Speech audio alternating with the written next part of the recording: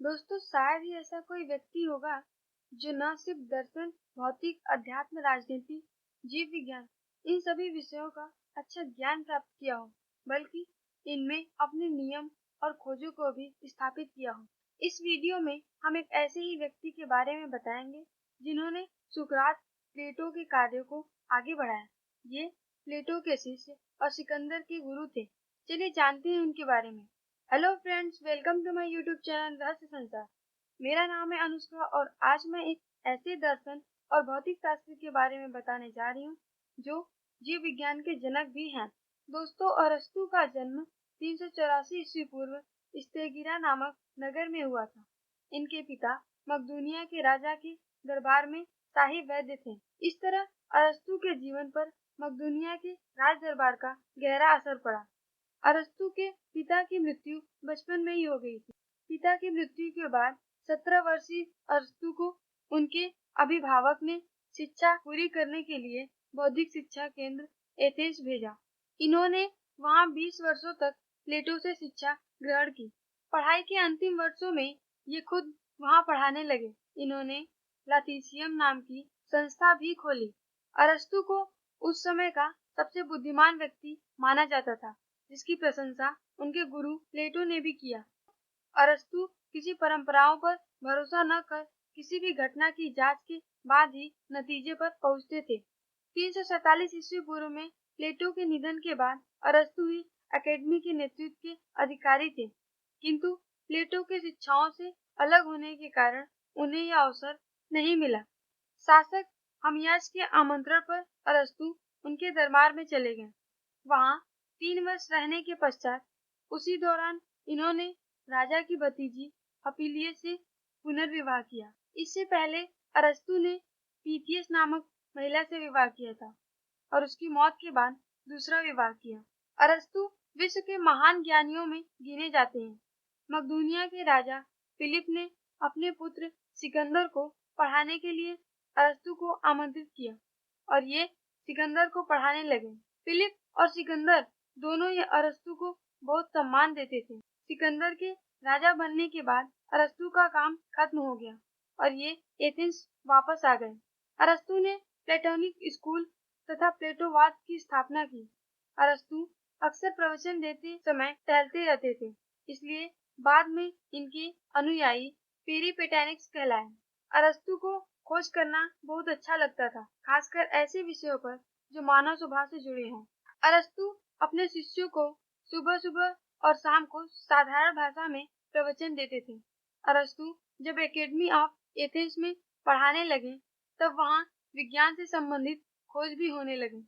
अरस्तु के गुरु प्लेटो को लोग गणितज्ञ के रूप में जानते हैं, परंतु अरस्तु की मुख्य रुचि गणित में न होकर जीव विज्ञान में थी, इसलिए इन्हें जीव विज्ञान का जनक कहा जाता है। अरस्तु ने जैविक पदार्थों के लक्षण एवं स्वभाव तथा जीवों की उत्पत्ति पर गहराई से अध्ययन किया। एथेंस में रहते हुए इन्होंने डायलॉग नाम की पुस्तक लिखी, जिसमें इन्होंने जीव विज्ञान से संबंधित विभिन्न विषयों की विवेचना संतोषजनक ढंग से की। लेस्बोस निवासी और वनस्पति विज्ञान के जनक थियोफ्रेस्टस की भी गणना अरस्तु के शिष्यों में होती है। थियोफ्रेस्टस के अनुरोध पर ही अरस्तु लेस्बोस द्वीप पर 2 वर्ष व्यतीत करने चले गए और यहीं पर अरस्तु ने जीव विज्ञान से संबंधित अनेक शोध किए। यहाँ पर अरस्तु ने प्राकृतिक इतिहास और समुद्री जीव विज्ञान का गहन अध्ययन किया और कई महत्वपूर्ण सिद्धांत प्रतिपादित किए। एथेंस में 335 ईस्वी पूर्व से 322 ईस्वी पूर्व तक अरस्तु जीव विज्ञान के अध्ययन में लगे रहे। एथेंस में अरस्तु ने पेरिपेटेनिक नामक स्कूल की स्थापना की। यह स्कूल कालक्रम में एक प्रसिद्ध महाविद्यालय के रूप में विकसित हुआ। इस स्कूल में पुस्तकालय की भी सुविधा थी। इस स्कूल में लोग काफी दूर-दूर से अध्ययन और शोध के लिए आते थे। अरस्तु ने अनेक रचनाएं लिखी, जो समय के साथ नष्ट हो गईं और उनकी 200 रचनाओं में से केवल 30 रचनाएं ही शेष बची। अरस्तु ने अपने समय में लगभग 400 किताबें लिखी, जो संगीत, नाटक, भौतिक, तर्कशास्त्र, जीव विज्ञान, दर्शन और राजनीति शास्त्र पर आधारित है। इससे पता चलता है कि अरस्तु बहुमुखी प्रतिभा के धनी थे। इनकी रचनाएं आज भी बड़ी बड़ी कक्षाओं में पढ़ाई जाती हैं। अरस्तु ने कुछ विचार भी दिए जो आज भी अनमोल है। जैसे पहला, अच्छा लिखने के लिए खुद को एक आम इंसान की तरह व्यक्त करो, लेकिन सोचो एक बुद्धिमान की तरह। दूसरा, सीखना कोई बच्चों का खेल नहीं, हम बिना दर्द के नहीं सीख सकते। तीसरा, बिना पागलपन के स्पर्श के किसी भी महान दिमाग का अस्तित्व नहीं होता। चौथा, हमारे जीवन के गहनतम अंधकार में हमें अपना ध्यान रोशनी पर केंद्रित करना चाहिए। पांचवा, मनुष्य प्राकृतिक रूप से ज्ञान की इच्छा रखता है। छठवां, प्रकृति की सभी चीजों में कुछ न कुछ अद्भुत है। सातवां, जो सभी व्यक्ति का मित्र होता है वो किसी का मित्र नहीं होता। आठवां, मनुष्य सभी कार्य इन सात में से एक या अधिक वजहों से करता है। मौका, प्रकृति, मजबूरी, आदत, कारण, जुनून, इच्छा। नौवां, खुशी हम पर निर्भर करती है। 10वां, कोई भी व्यक्ति उससे प्रेम नहीं करता जिससे वो डरता है।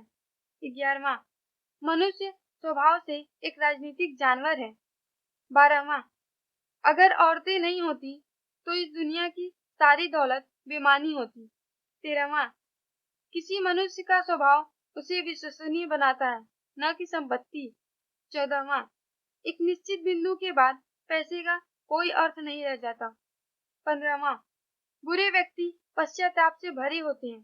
323 ईसा पूर्व में अरस्तु को सिकंदर के निधन का समाचार मिला और यह सुनते ही विरोधियों ने बगावत कर दी।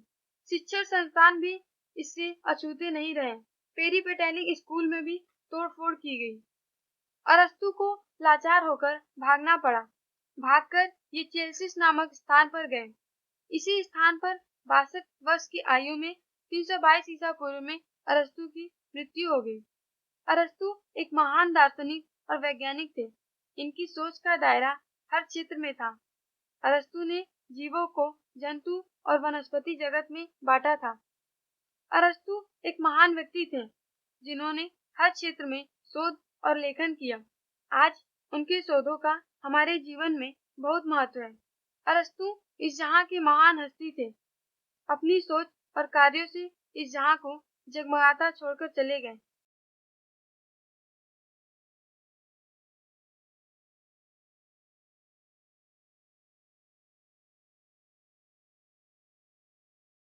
आपको हमारे वीडियो कैसा लगा कमेंट्स करके जरूर बताएं और लाइक शेयर और सब्सक्राइब करना ना भूलें। धन्यवाद।